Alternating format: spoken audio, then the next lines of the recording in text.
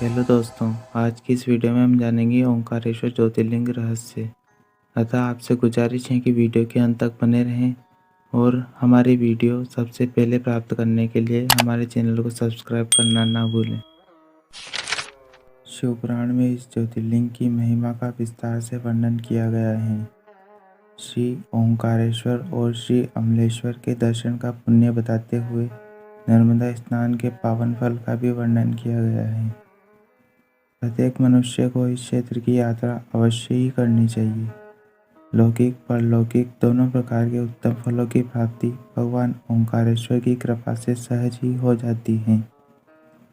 अर्थ धर्म काम मोक्ष के सभी साधन उसके लिए सहज ही सुलभ हो जाते हैं।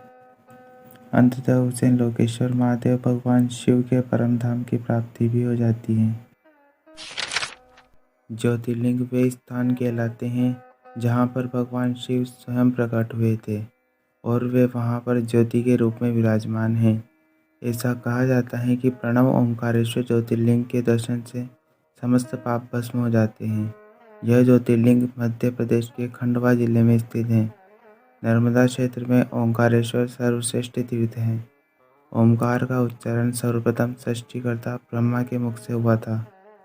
वेद पाठ का प्रारंभ भी ओम के बिना नहीं होता है। उसी ओमकार स्वरूप ज्योतिर्लिंग श्री ओंकारेश्वर हैं, अर्थात यहाँ भगवान शिव जी ओमकार रूप में प्रकट हुए हैं। धर्म ग्रंथों के अनुसार यहाँ 68 तीर्थ स्थित हैं। यहाँ 33 कोटि देवता परिवार सहित निवास करते हैं।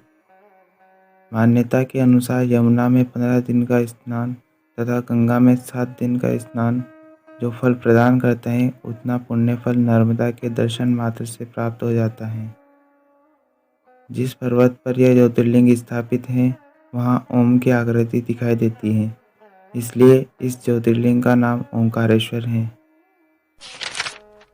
मान्यता है कि कोई भी तीर्थ यात्री देश के भले ही सारे तीर्थ कर ले, किंतु जब तक वह ओंकारेश्वर आकर किए गए तीर्थों का जल लाकर यहाँ नहीं चढ़ाता, उसके सारे तीर्थ अधूरे माने जाते हैं। ऐसा भी माना जाता है कि भगवान शिव प्रतिदिन तीनों लोकों में भ्रमण के पश्चात यहाँ आकर विश्राम करते हैं। यहाँ प्रतिदिन भगवान शिव जी की विशेष शयन व्यवस्था एवं आरती की जाती है और शयन दर्शन होते हैं। ओंकारेश्वर ज्योतिर्लिंग को शिव महापुराण में परमेश्वर लिंग कहा गया है। यह परमेश्वर लिंग इस तीर्थ में कैसे प्रकट हुआ अथवा इसकी स्थापना कैसे हुई, इस संबंध में शिव पुराण की कथा इस प्रकार है। एक बार मुनिश्रेष्ठ नारद ऋषि घूमते हुए गिरिराज विंध्य पर पहुंच गए। विंध्य ने बड़े आदर सम्मान के साथ उनकी विधिवत पूजा की। मैं सर्वगुण संपन्न हूँ, मेरे पास हर प्रकार की संपदा है, किसी वस्तु की कमी नहीं है। इस प्रकार के भाव को मन में लिए विंध्याचल नारद जी के समक्ष खड़ा हो गया। अहंकार नाशक श्री नारद जी विंध्याचल की अभिमान से भरी बातें सुनकर लंबी सांस खींचते हुए चुपचाप खड़े रहे। उसके बाद विंध्य पर्वत ने पूछा, आपको मेरे पास कौन सी कमी दिखाई दी? आपने किस कमी को देखकर लंबी सांस खींची?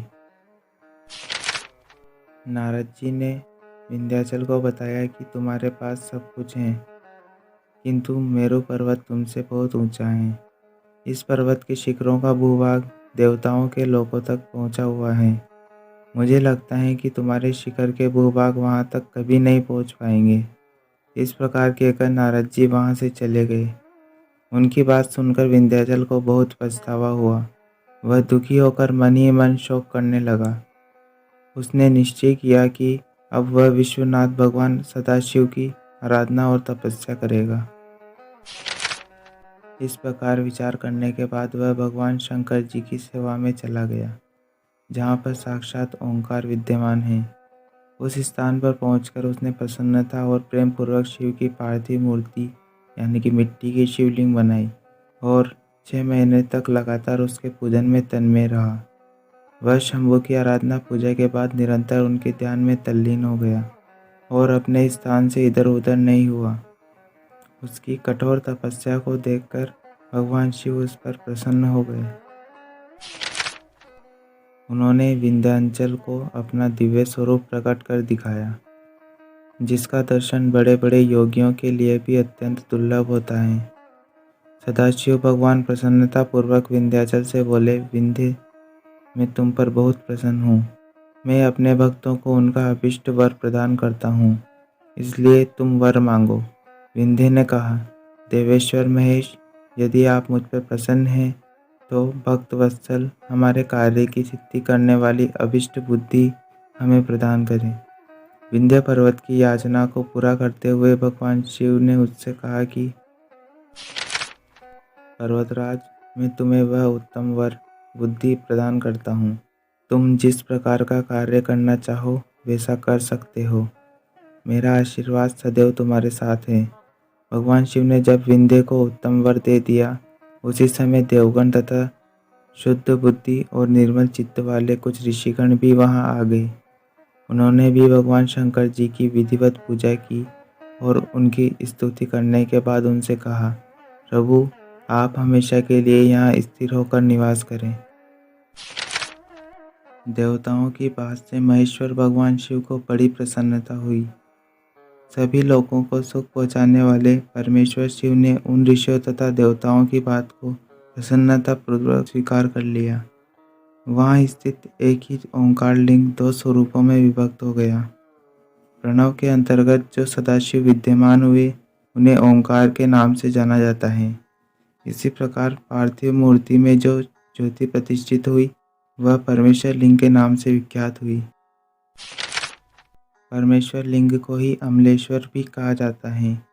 इस प्रकार भक्तजनों को अभिष्ट फल प्रदान करने वाले ओंकारेश्वर और परमेश्वर नाम से शिव के ही ज्योतिर्लिंग जगत में प्रसिद्ध हुए। वीडियो में अंत तक बने रहने के लिए आपका धन्यवाद। अगर आपको इस वीडियो के द्वारा कोई नई जानकारी मिली है तो हमारे चैनल को सब्सक्राइब, वीडियो को लाइक और शेयर करना ना भूलें।